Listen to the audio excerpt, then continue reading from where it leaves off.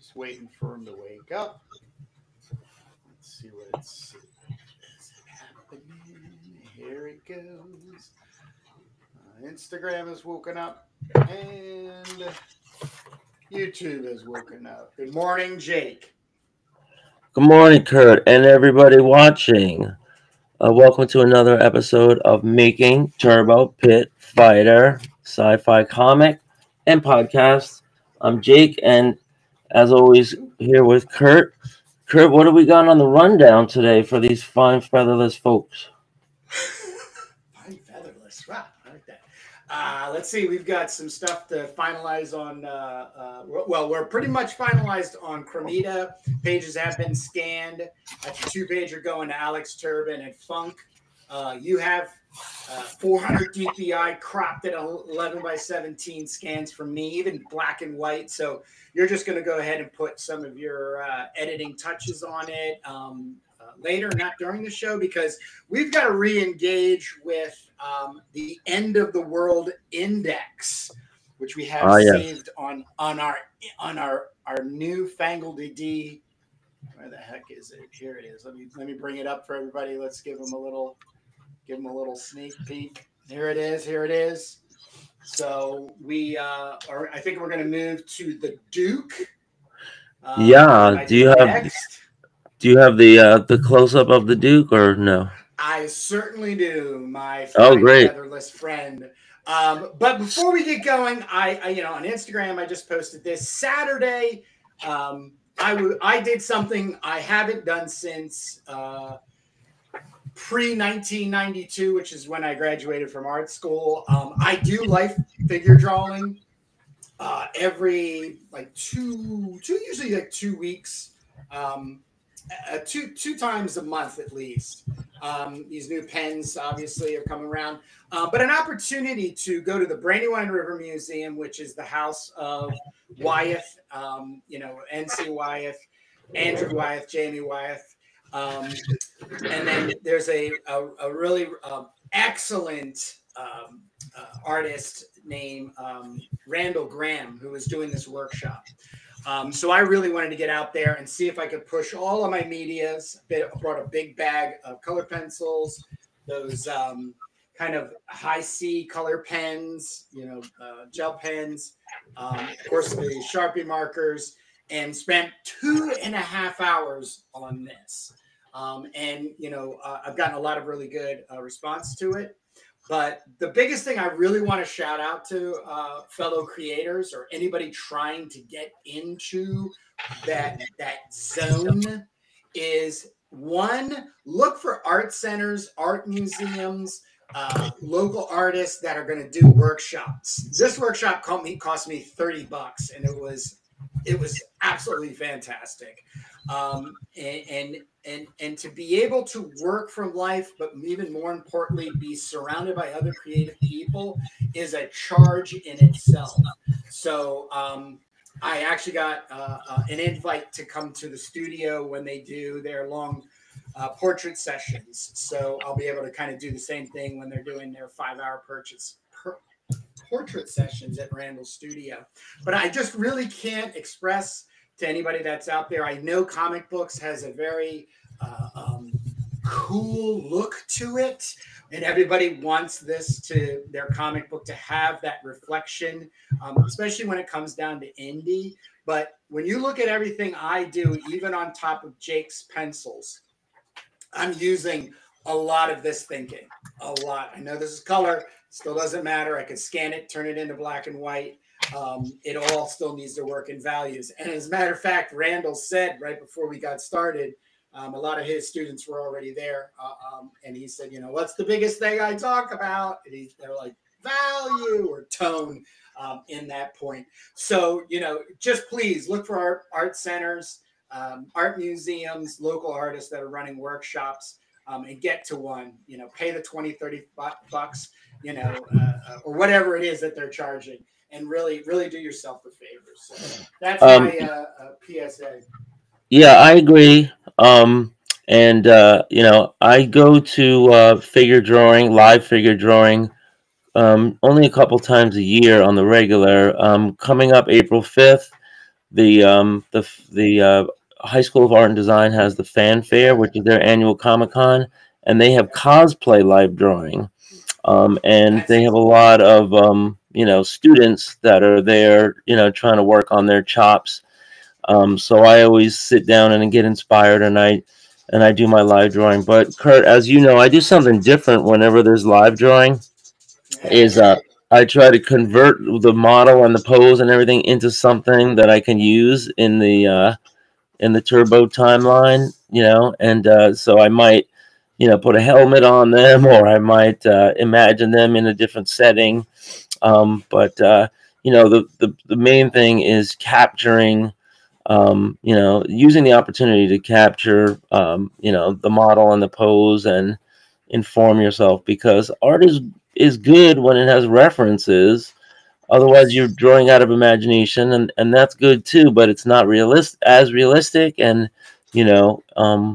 it helps you when you're drawing from imagination to be realistic when you're drawing, when you actually have a model there.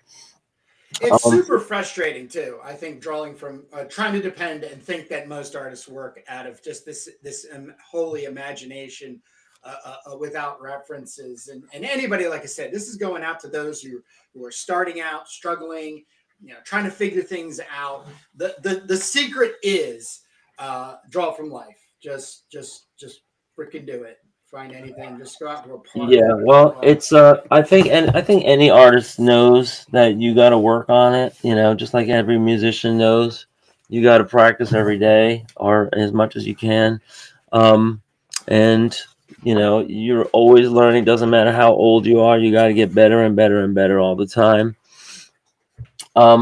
So yeah, so that was a nice piece. I'd encourage you, Kurt, to work a little bigger. I know it's a pain in the ass to walk around with big pads and everything, Yeah. but I find this 12x18 pad. Oh wait, this one might be a little bit bigger, but yeah, this is a 12x18 pad. I just have so many of these. I have a case of these. You said you had them at school, right? Yeah, somebody a teacher in my school was at like a garage sale, and she picked up a case of really good Blick pads, Blick art supply pads, and she paid I think $20 for it, which ends up being like $1.50 a pad, and they're worth easily 5 times that. Right. So I only cracked about 2 or 3 of them so far. I'm going through them. Plus I get these other pads from school because they literally are just overloaded with them. So I take them home. These are Jack Richardson pads, and well, just to go back to the IC3, and I'm making a note right now to get some of the media assets into our little show so we can show some off. But Jake and I hadn't seen each other for over 24 years. We got together at IC3. They had a drink and draw Friday night, and then just a party Saturday night. Both evenings, Jake and I just posted camp, pitched our tents, and was on the and the table was like as big as this like drawing. It was like 13 by 19. So we were kind of stacked on each other. But Jake had the majority of the room because he has a larger pad than I did. So, but I've always enjoyed watching. Jake work, especially with color pens. And of course, I got two incredible evenings to just be there to watch, and came home knowing I was going to have to start working larger and get some larger pads. So I know the pad that I use, 9x12, goes up to I think 11x14 because it's that Bristol board type stuff. So I am going to secure that. So yeah, I mean the paper really matters. I ended up with this pad that nobody else wanted, and it's a large size pad, and I think it's Strathmore, but the paper is really thin, and so that's a bummer for me. Hold on, it's right here.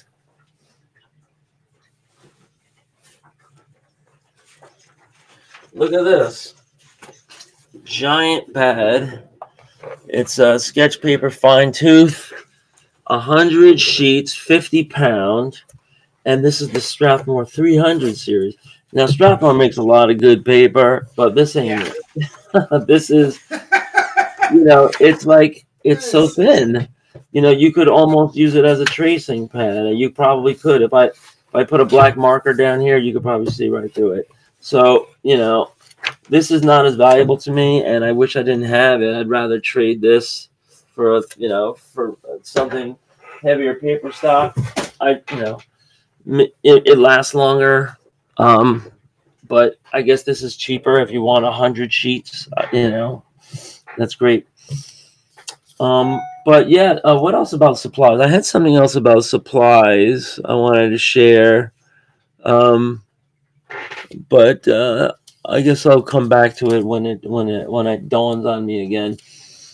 I mean, you know, everybody knows you can never have enough art supply, and you know, I have this thing where I just I have this like Zen thing where I just grab, you know, like a pack of, I have these like these kind of packs, and I just throw like tons of random stuff in there, and then I make that my mission. Okay, I'm gonna sit down and create something with this, and I have to use everything in the bag, right? And so that's when I do those like colorful faces. But I also do these kind of like pins that I've been working on, and you know, sometimes I bring color to it. Oh, here's the Do Megs logo. Oops, I'm not centered. And you know, it's fun if you're kind of like ADD like me to just, you know, go sprawling around in different directions with different colors and different markers and pens and pencils. And I think I'm back focusing again. I want to be focused here. There. Yeah, okay. Like here's a picture of Esoterra I need to finish, but you know, here's the Sharpie creative markers, and you know, I do these faces, but I'm thinking about how to bring all these faces into, you know, the storyline. And here, of course, is the Hellclaw character study, which I'm going to need.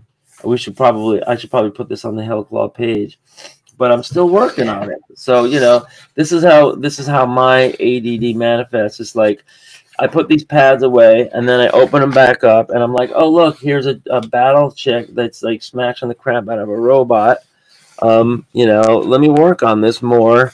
And you know, I got the blue line. I can sit down and just pencil it at my leisure. Same thing here. Here's a chick being menaced by a robot, and so this whole thing can be a pin. We could put it on the end of the world timeline, and then eventually we'll use it for something. Here's Trophy Girl. So I'm just remembering all this stuff. Here's my rough for the tableau on this side. But yeah, enough ADD for now. I wanted to go over a couple things that we kind of put a pin in before. For one thing is I broke out the dialogue, because you told me that we're nearing the time where we have to get back to the dialogue for pages 13 to 18, I think, right? Yep. Yeah. So we're going to have to dig in here and go back to this. And I'm praying to God that it's all laid out already, because I dialogued this whole book 20 something years ago, and printed it all out, stuck it in a folder. And now it's time to actually put the right things in the right places. And here live on air. Right, live on the air, so that, you know, so that if we screw it up, it's like, well, where's the balloon for this one? Then we're just like, I don't know. And it's kind of awkward. But yeah, so getting back to that, and then, you know, we also are making some changes and updating some of the dialogue, which is fun, but that's all process. I guess we're not doing that today. Here, I've been working on this rough. You know, first I do the roughs, and then I go to the final pages like this. And I just finished page 23 of issue 2, and this is when the nun, this is when Sister Ray is going to be causing a giant explosion here. And folks, we can't say it enough. If you're watching us on Instagram, you're not seeing the full picture. Right. Click on over to YouTube, link in bio, and you can see you know, 5 times as much artwork on your screen. You're just basically hearing our voices. Yeah, so Turbo's strapping into a catapult. And Sister Ray is on this like rant. We gave our souls, our bodies, our tears to save the innocent. And now our sacred mission of mercy is complete. This house shall not be desecrated. We shall be bathed clean. All now meet salvation. And she brings down the, the radioactive isotopes or the radioactive peas onto the other ones, which cause a chain reaction. And then I moved over to the roughs here because Turbo is going to get catapulted, swing, and into the distance in a glider suit. And that's when we see everything is blown sky high here with this nuclear mushroom cloud. And, that's it for the orphanage. So I had a dilemma because on my roughs, people can see here, I have Turbo in the bat suit and a big bagoom. But on the bottom, I had like a whole half a page because it's going to blend back into Turbo when she first met Sister Ray and took her in the orphanage. And I realized I laid the whole thing out last week when we had Matt King on, and I didn't like it because it was a panel that I'd shown pretty much verbatim before in an earlier part of the comic. Look right here, we have Turbo arriving at the orphanage with her face bloody, and Sister Ray is like caressing her and comforting her. So I'm asking myself, number one, why am I doing that exact panel again? Because you can see it ghosted here. I laid the whole thing out. And number two, why does that have to be almost half a page? Because we've already hit this rhythm where we have kind of like a lot of action and dense pages. Why do we want to open it up like that for something that's just so repetitive? So, Kurt, the issue at hand for this episode or this segment is I'm going, there is some writing here because, Turbo's going to explain how everything, gets blown up and that's that. But I want to add a box here. So I want to run by you. You're my sounding board. It's going to say, Ray took me in 2 years ago when I had lost everything. I still had my father's blood on my face. She helped hundreds of orphans, maybe thousands, like me, some still in diapers. She made me tough. She made me a survivor when I was ready to pack it all in. Now, I have the space for all the words and the narration here. And I'm thinking I'm just going to make it a fin, one of those horizontal fin panels that goes across of Turbo being comforted by Sister Ray here. And just to make it not as repetitive, I'm going to show like a bunch of other kids of all different ages all around the orphanage so we can get a sense, and maybe a couple of nuns with guns and stuff. But that leaves a good quarter of the page down here for something that's not in my roughs. And we're going to transition right back from this moment. Every time, Turbo gets her face caressed, it brings her back, from the future and back to the future. And so this is when Trophy Girl is going to be wiping the blood off her face from killing all those berserkers. And then we're back in the present, and they're driving down the hill, to the city where we're going to meet Mr. Ike. So what should I put here in this bonus panel? Maybe it's a fifth of a page, and it's right before we transition, back to the present. It's going to be maybe like. So this is ending that scenario, and then page 24 goes to what? And then what's the first panel on? So the first panel on page 24 is Trophy Girl is wiping the blood off Turbo's face, and and then Turbo says, "That's enough. We've got to keep moving. They're still coming after us." How do you feel about extreme close-ups, like just the set of eyes? Yeah, Turbo with her hair, like, but obviously, one half of it could be an extreme close up of the blood on the face, dripping through the eyes and the hair for her being the young Turbo losing her father, and then the other half of that same, it's that split, and that now it's current time right now, but she has blood, and then that next panel is Trophy Girl wiping the blood off of her face. Yeah, so that makes sense. I could repeat this panel where Sister Ray is wiping the blood off her face, young Turbo, just kind of like as a reminder, but then go to a close up. So that's probably what I'll do. I'll split this down here, but then up here I have an extra thin panel. So I was thinking maybe it could be dramatic. How about we have like young Turbo when she just arrives in the archway for the first time, and she's dripping with blood, a little kid, right, like that. Yeah, that gives me an idea. Now I need to develop this a little bit, but we'll have some nuns all around here, and then all this writing will go in here, and so we'll show Turbo showing up dripping with blood, and then here will be the repeat of the scene.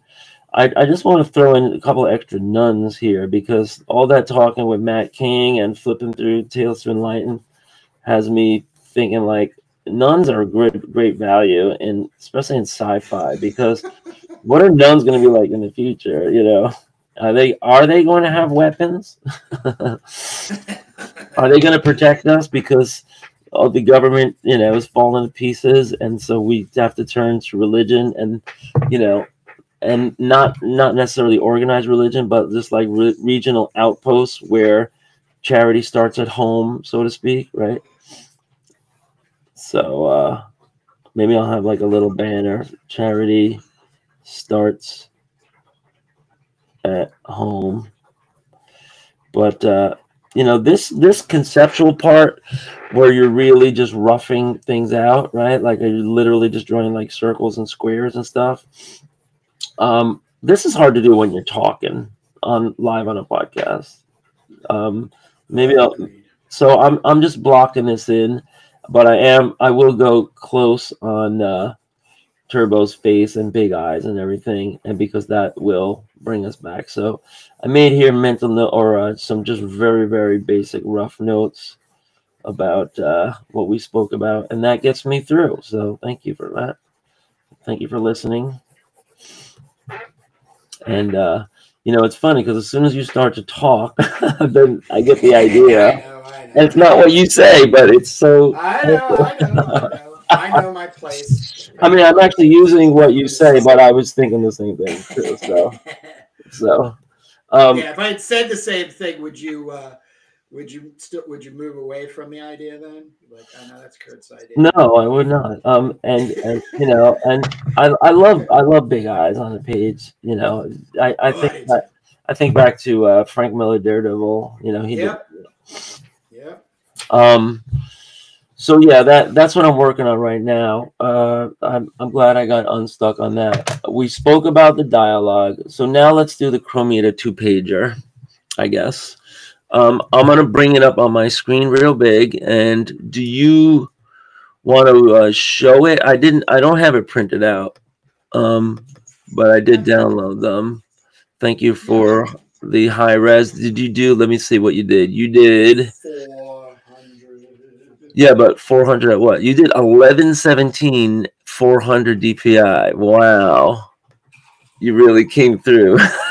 Well, it's 13. It's 13 by 19 at 400, and then all I did was just crop out all this excess over here. So because you give me the page at 11 by 17, I blow it up to 12, and then it's like 17 and change. Yeah. And then what I do is I just kind of fit it back in there, and then just just kind of move it a little bit to adjust to make sure, because you'll see like right over there, this gets super close. But the formatting of funk, we don't have any idea.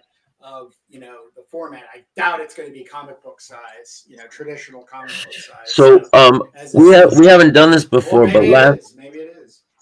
Yeah, I mean we're counting on full bleed. It would be an easy question to get asked because Alex Turbin has a chat going, but I'm going to do something that we just discovered last week. I'm going to share my screen, my entire screen, and this way I can just move my cursor around and show the fine people at home what I'm talking about. So I hit shared screen. Now I have to go over to this other app, and I can't see what you see, but is this nice and big?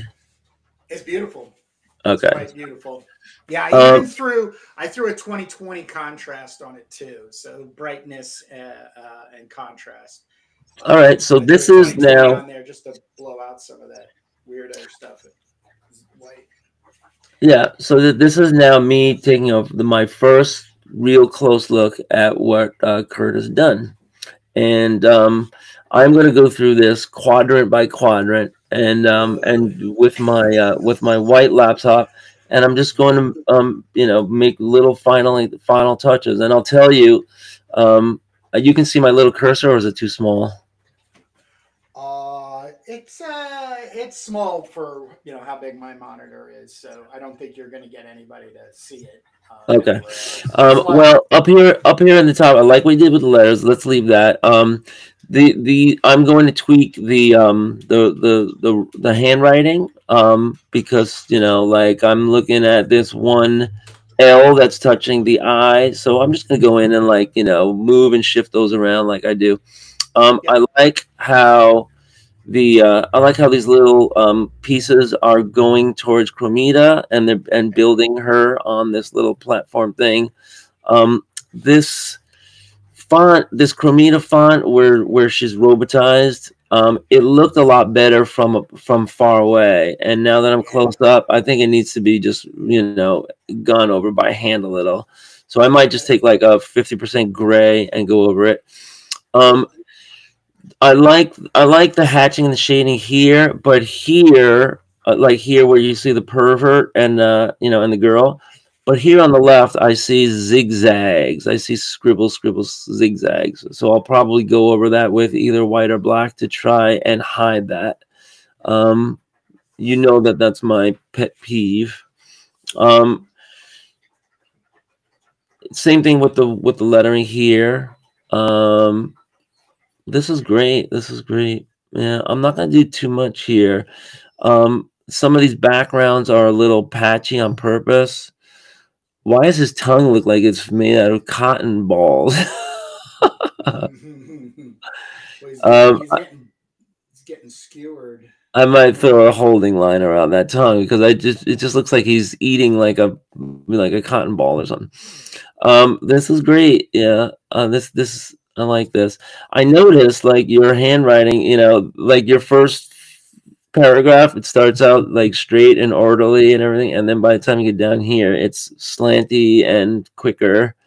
So we'll just touch that up. I'm not gonna, I like that look where it's handmade.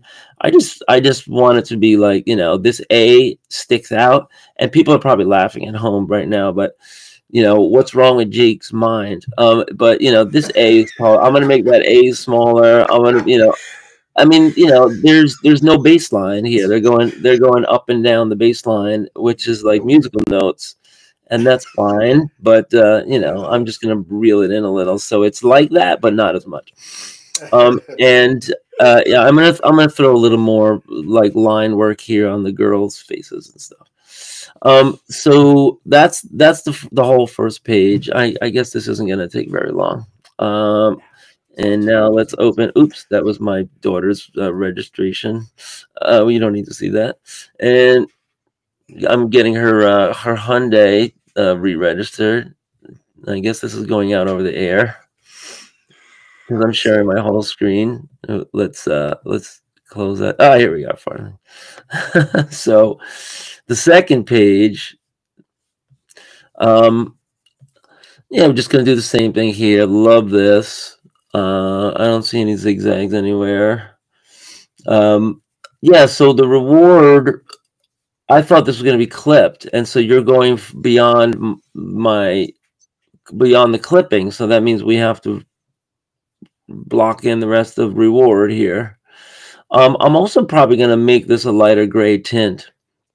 So I'll finish this RD up top, just in case all this ends up being used. I'll try to integrate here this little scribble because that was also beyond my pencils. The robot heaps are good. Headline news, right? Yeah, this is good. This is what we're looking for.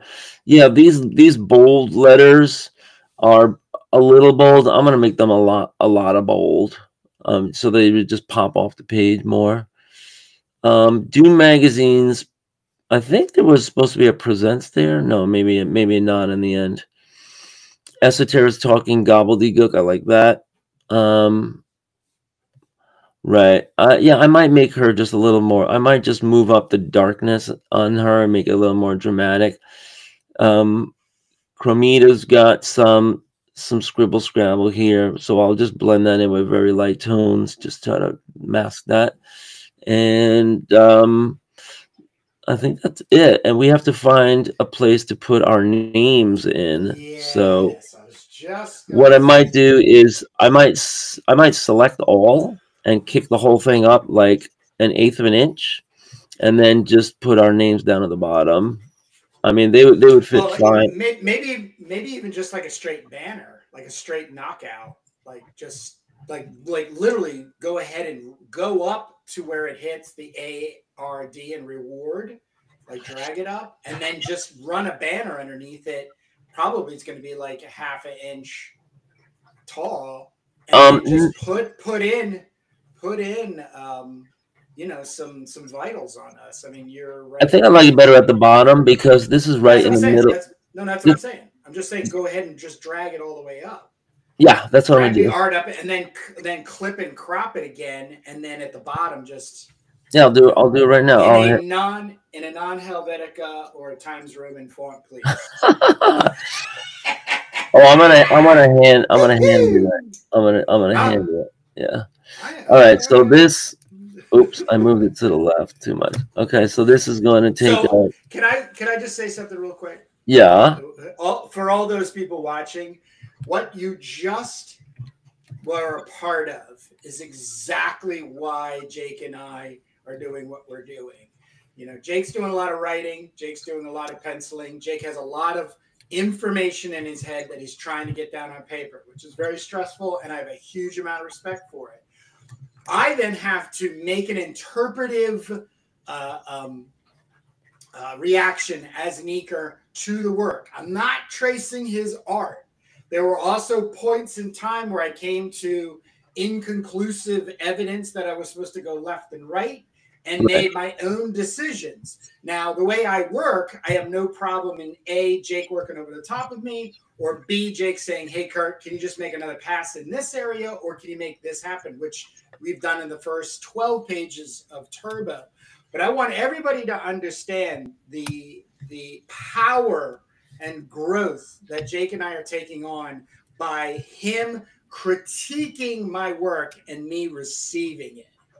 It is so powerful. It's so powerful for me to grow as an artist, but also Jake to understand when he's making pencils, the type of indications that he can get across to me to make things happen. And as we get too close to an entire issue being done, we'll be closer to, being very understanding of what each is doing. So I just want to here, so people can AB it right here live on the air. I'll show you the pencils. What Kurt's talking about is that some of these pencil lines I'm giving him, they're blue line pencil, and some of them are black line pencil, and so you can see the difference between this and that's my lease. Don't need to see that, and this.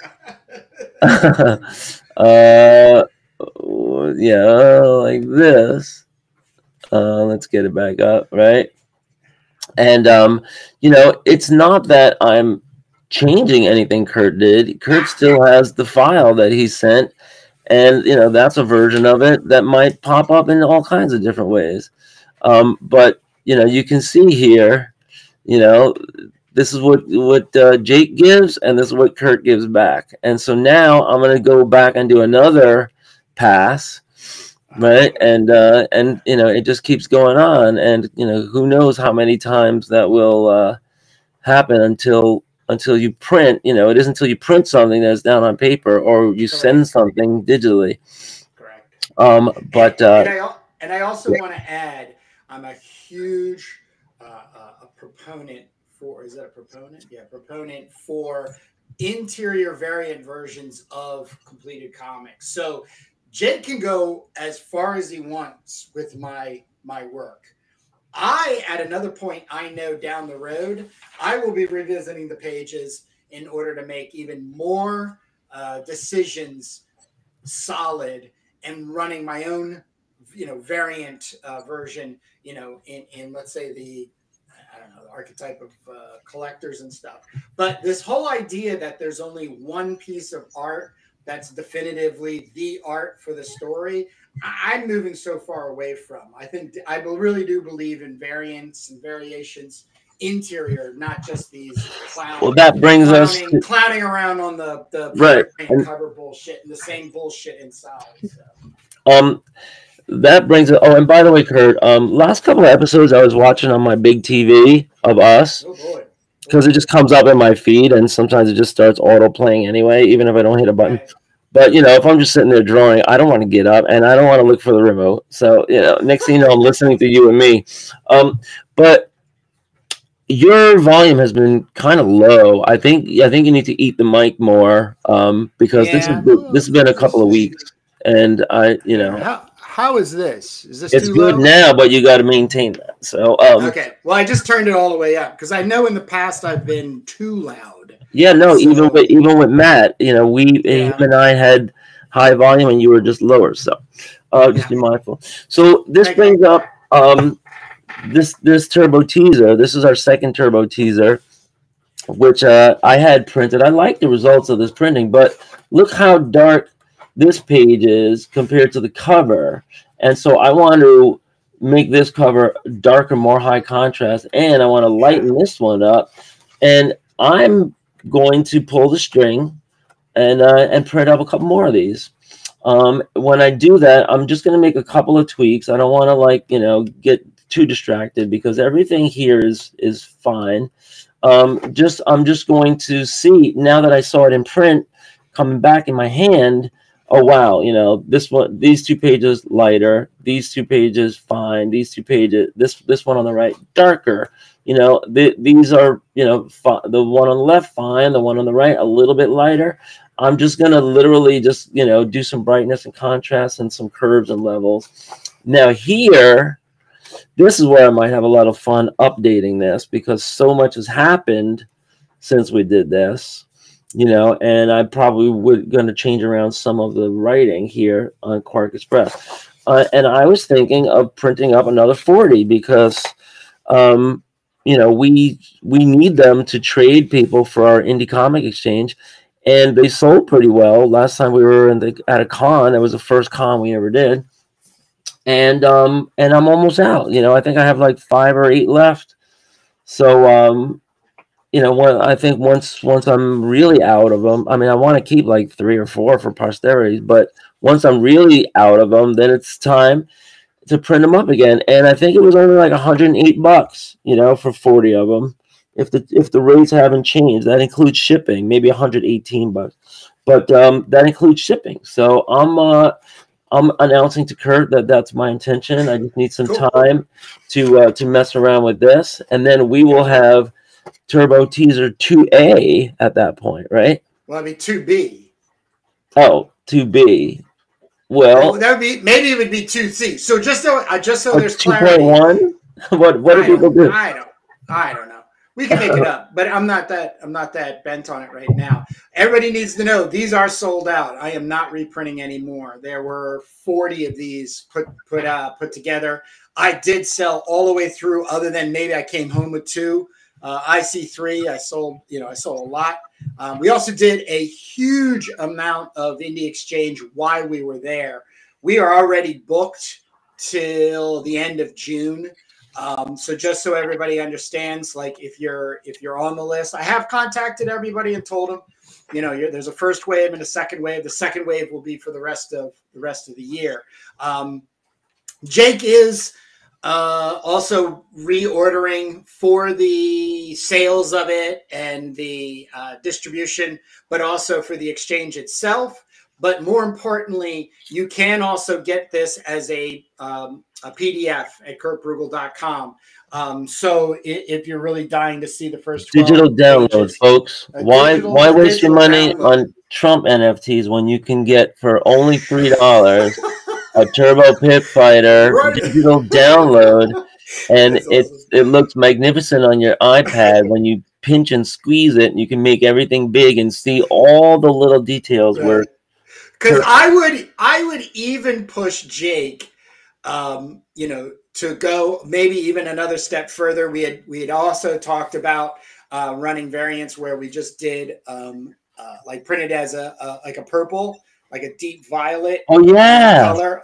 So I would push you to go another step, because then the variant version would be turbo teaser, second turbo teaser, duotone, purple variant. Yeah, purple variant. Like that kind of thing. Yeah, you reminded me of a conversation. Up to you, bro. You reminded me of a conversation I had where I said one day I want to do a variant where, even if it's just a cover, but I want to do 2 plates, one purple and one kind of like amber. And, the quick cop-out version of that is just get like amber paper and then print purple ink. But what I really want to do is go through it in Photoshop and make separations. And this way you can have all kinds of combinations. I have the 80% just inked. There's none of my value tonality is on the page. So you would have that. You could use that as your violet plate. And then this type of plate, you could then just screen it as the amber plate. So right. And let me know. And what's that? And what's that other thing that people are using to make comics with? You said you wanted Rizzograph. Yeah, Riz. How's your Riz doing? Yeah.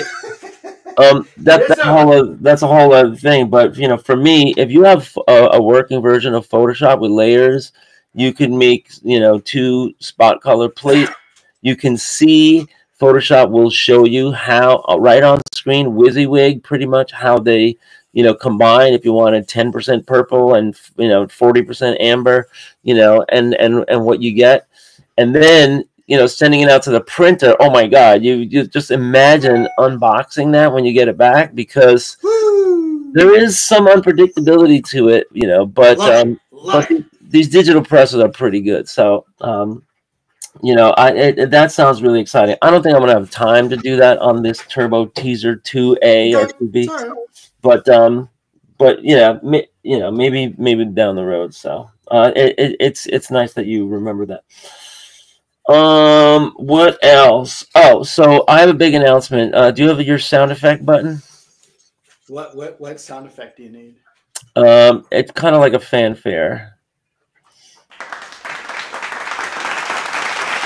That's applause. Fanfare is like. I don't know if I have.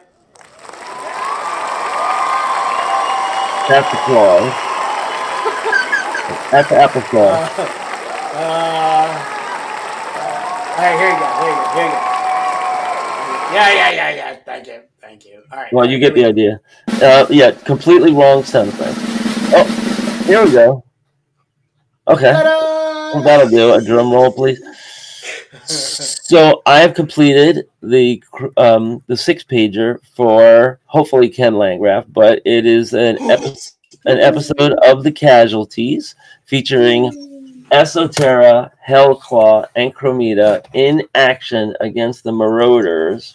And I am prepared. I don't know if you want to do this right this second, but I am prepared to go over it on the air where I just do like a quick version of like a quick run through of the action to get Kurt's reaction to see if we need to edit anything, add anything, mention anything. But I've roughed it all out here on just a sketch pad, and then I typed it all up, page 1, panel 1, with dialogue and descriptions for the artist, and I'm crossing my fingers that we can present this to Ken Landgraf with some character sketches, character design sketches, and he won't balk, at the fact that we're throwing 10 pounds of shit in a 5-pound bag, because if you saw that Kromita 2-pager, we have those 3 characters that belong in the group, the casualties. And if you're hiring an artist to do a 6-pager and you have 3 characters plus, 2 bad guys plus, a damsel in distress and her 3 sisters and her mom, that's a lot of characters in 6 pages. The good news is I made it so that 1, 2, 3, 4 of the 6 pages are basically dominated by big splash panels, and the rest are just kind of like supporting scenes. And so there's only 2 pages that are just broken down into like panels and storytelling and stuff. So if you're an artist and you like doing splashes because it's more dramatic and it's cooler, and I don't know how much, if it takes more or less time depending on the person, but it's I mean, I can imagine like if somebody hands you a page to do and there's 8 panels on there and they all have dialogue and they all have like people will be like, no, that's too much. I mean, we see comics like that all the time, right? Yeah, I mean, and sometimes it's cool because you like get into the detail of everything. But when Matt was talking about grand design last week, right? It was like Jim Rugg, and he was trying to put like 20 issues of Hulk or something into 1 page, right? So it ends up being those tiny little panels, and famously Robert Crumb used to do that as a joke, right? In Zap Comics, they would have the panels getting smaller and smaller and smaller on the page. Remember those? Yep. And then you would be like squinting to see, this little, psychedelic like drug, character cartoon thing, and then like the guy's head would pop, boop, But I think that was a comment on, you're not supposed to do this. Anyway, that is finished, and if Kurt wants to go read it right now, he can go, or anytime, he can go to hellclaw.com/Charvel, and he could read that. Some of the Charvel notes are kind of rough because I'm still in the middle of developing the lead up, but the 6-pager is in there. It says 6-pager about 2/3 down, and you can read it in its entirety. So, question for Kurt is: since it's 11 o'clock a.m. Eastern time now, do you want to table that for next week? I would love to be able to see it. I can hear myself on your side. No, I didn't do anything different. No. Nope. It's just a glitch. So anyhow, I would just like to get my own take on it before, and then because I'd like to be able to give you some, because I have worked with Ken on a Crom. I got a 4-pager Crom, and of course, I'm looking forward to getting more and more pages from him as the Crom anthology goes along. We also have a interview coming up at 11:30. So that is with Pat Higgins and his Hellscape, which will be Pat's 3rd time here on the channel for the Indie Creator Exchange. So super excited about that. But we still have one thing outstanding on our notes list, Jake, which was talking about the Duke. If you want to put like, let's say 10 minutes on the Duke, and then we'll call it a show. Yep. I can go ahead and bring up our end of the world index art. Here it comes. I'm going to put it on And by the way, Luke?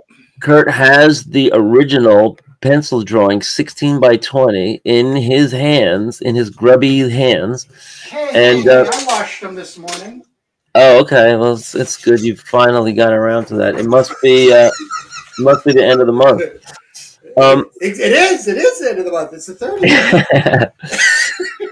So that's a pretty big tableau because it has 7 panels, 9 characters, well over 9 characters, and it introduces all of the subcategories on the End of the World timeline, which folks can get for free by subscribing at our Substack, or if you're listening to these URLs that we occasionally give out right over the air and type them in, you can see the full writing, not in installments, of each subcategory.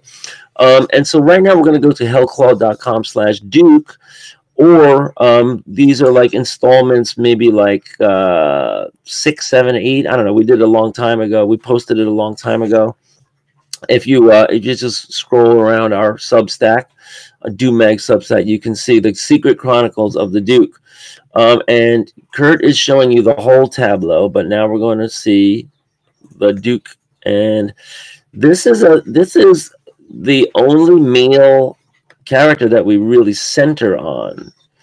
The Duke started when we were a couple of weeks into Turbo Pit Fighter podcast, making it live on the air, and Kurt was inking a pit fight sequence, like around page 2 or 3, and we were like, what's this poster in the background? And I think we had some pencil lines, or maybe there wasn't even anything in the pencils. And Kurt said, I had come up with the idea of, making a poster, bannerizing a legend, a champion of that point. And you were like, oh, wow, let's do the Duke. And I'm like, well, who's the Duke? And then there's a whole episode of you just flying on expanding that Duke. Right. That's the great thing. That's the great thing, because, memories are very, very poor. Your memory, my memory, everybody.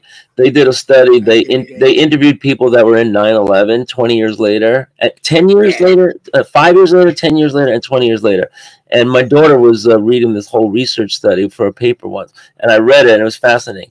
Every single time they re-interviewed the person, the story changed. Yep. So whatever Kurt and I remember right now about who said what and how we came up with it, it's all memorialized on that episode. And that's why this is great. That's why this is great what we're doing, because I don't know if I said it or Kurt said it or whatever. I know we came to this Easter egg idea where we're going to put in a poster hanging on the wall of this famous wrestler who was like the biggest name in the death match pit fights, in the early going. And I said, well, why don't we make, this male character, the Duke? And I sent him a sketch of like a guy with like a Salvador Dali mustache, and it wasn't really even developed. It was just like a doodle, it just spit it out. And we just kept thinking about it, and we just kept coming back to the Duke. And Kurt has always encouraged me, what about the Duke? What about the Duke? Because this brings in a little wrestling lore, a little bit of wrestling flavor. And then I wrote up this whole Secret Chronicles of the Duke, which is not finished by any stretch, but it goes through the narrative of a woman whose mother was working for the Duke, and the Duke will have all of these kind of eras of his life that we explain in the Sci-fi Substack. But if you want me to do it, try to take it chronologically, here's what we have so far, so we can put this into like another 5 minutes. The Duke was born in an age of dehuberton control, somewhere out in the boonies where it was like rural area. And he was born to parents who invented sky cycles.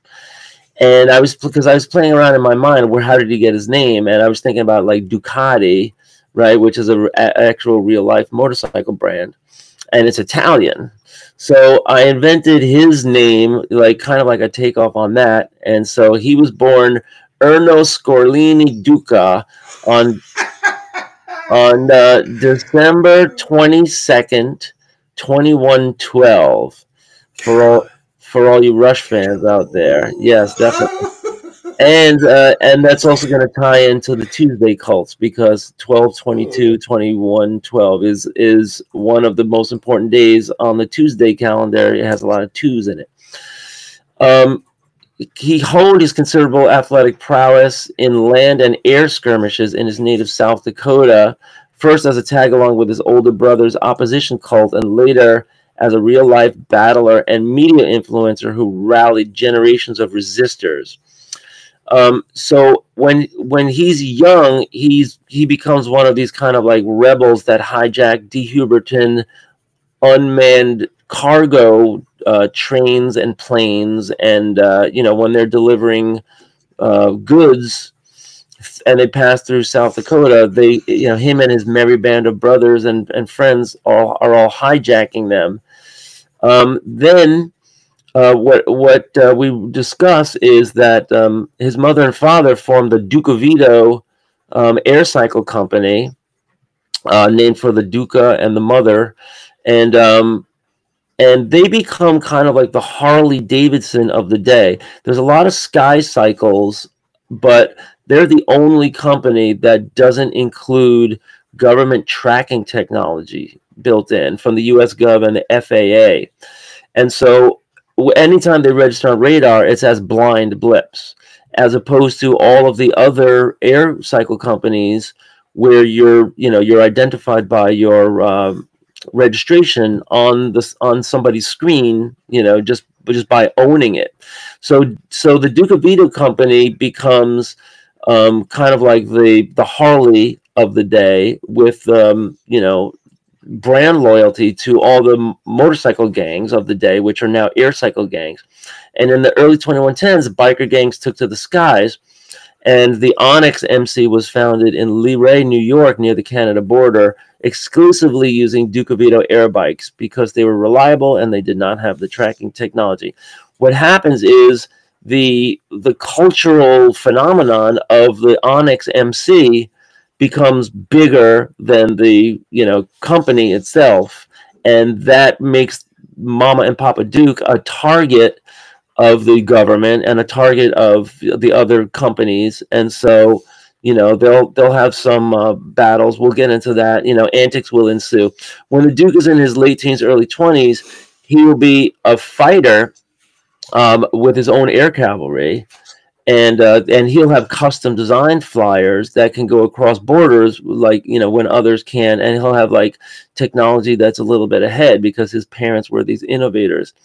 We're going to talk about the hired guns and the black hat cults and the company loyalists. There's a lot going on here, and we won't get into it right now. But in his late 20s, early 30s, the Duke will become one of the most popular wrestlers in the world. And we can talk about wrestling culture, because I haven't written a lot of that part yet. So I want to get like Kurt's thoughts, and maybe we'll have a guest on who's into wrestling if we can identify somebody, and we'll take some pointers, as we write that. But later, after his wrestling career is over, he will be one of the first pit fighters, and he will be in these exhibition matches just when deathmatch pit fights are getting off the ground. And so he will become the legend of the pit fights. And he will eventually retire, and having killed a bunch of people in matches.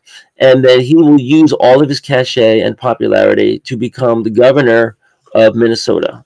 Oh, no, sorry. I think I'm making Michigan, because Minnesota was already a wrestler. No, you already had Jesse Ventura. So we're shifting it over a state.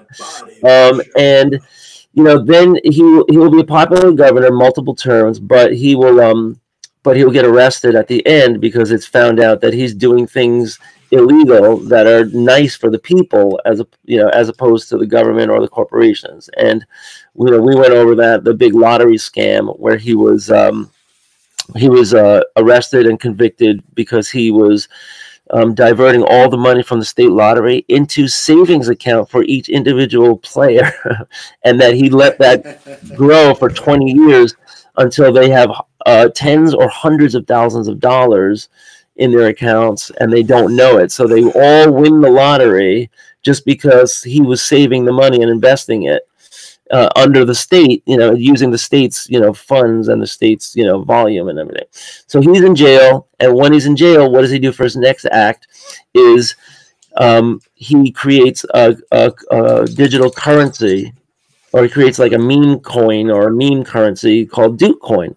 And Duke Coin catches on because he's in jail and he's persecuted, but he's the nice guy and he was doing good for society. Everybody loves him. So the whole world over makes the Duke Coin bigger than the US dollar, bigger than the De Huberton coin, bigger than all the other coins.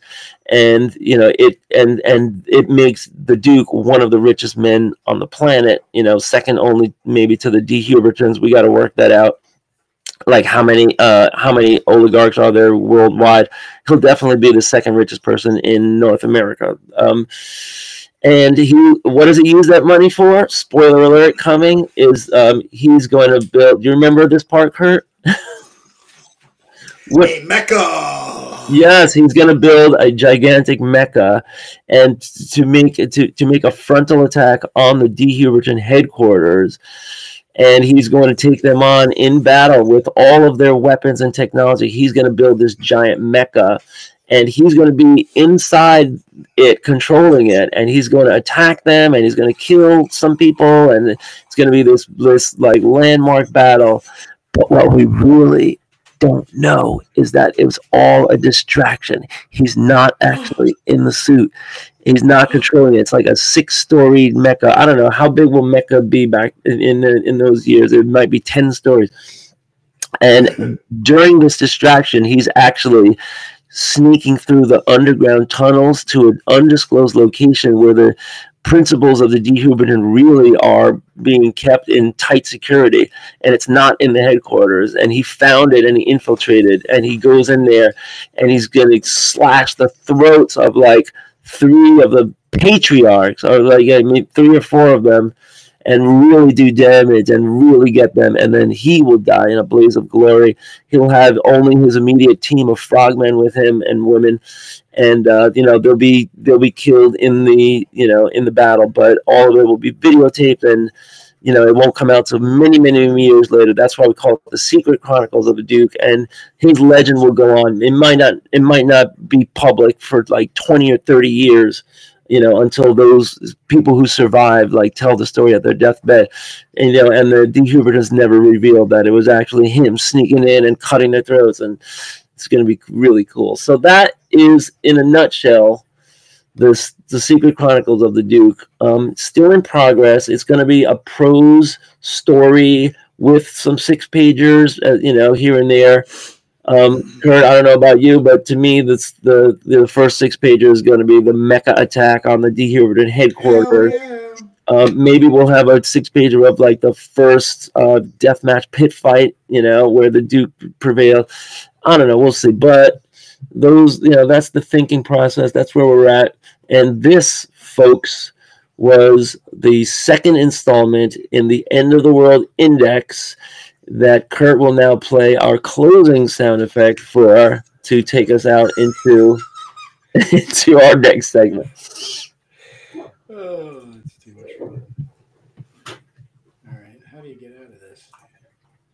Oh boy. I don't know if you have. Got to get a little more spontaneous with that soundboard, pal. All right. Anyway, there we go. Yeah, you know what I could send you? Wow, that's a long one. We're kind of trapped in that sound effect right now.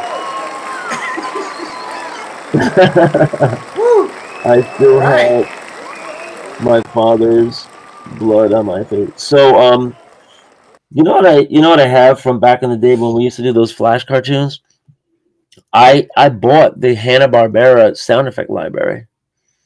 I have it. Really?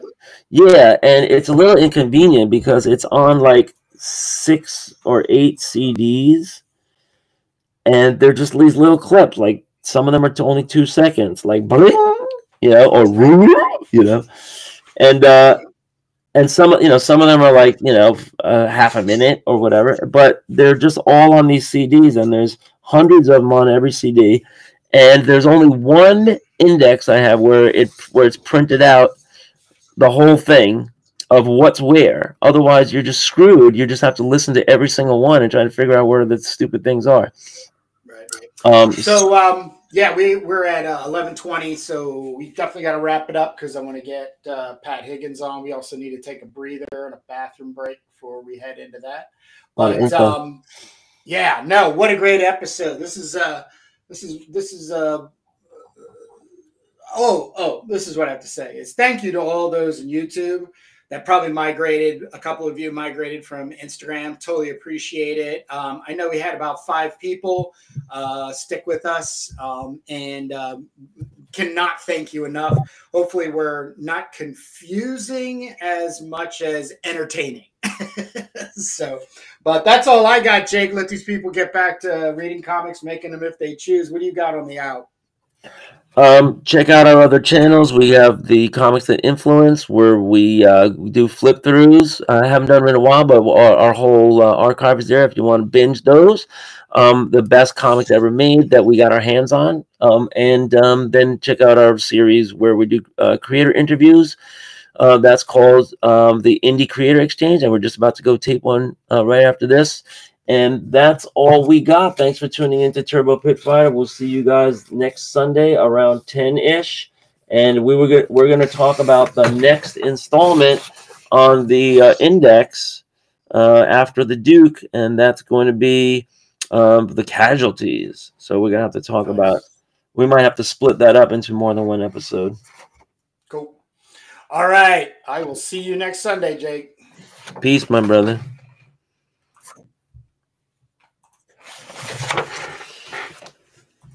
So that was better than I thought because my daughter's upstairs on a Zoom.